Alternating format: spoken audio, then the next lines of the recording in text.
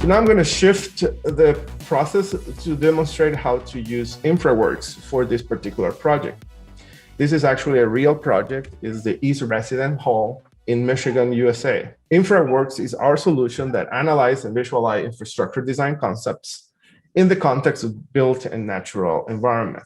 What Infraworks enables us to do is to identify a site, crop the size of a georeference site, you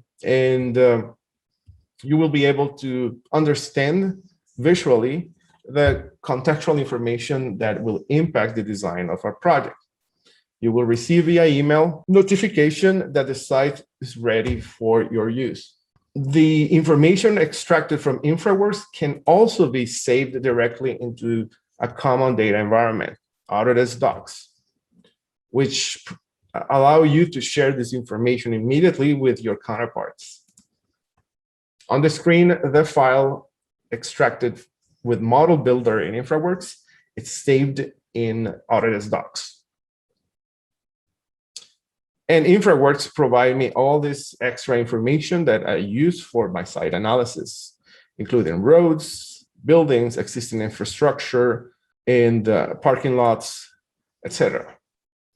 This information can be cropped to limit the extent to the area that is of my interest in this particular area.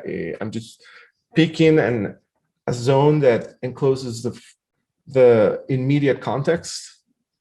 And then I can export the file using a particular monument as an insertion point.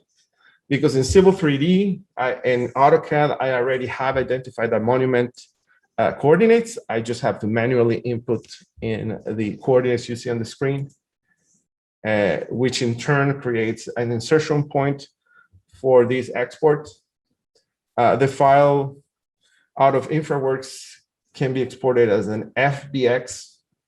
An FBX, it's a type format that preserves the granular information of the model along with the textures.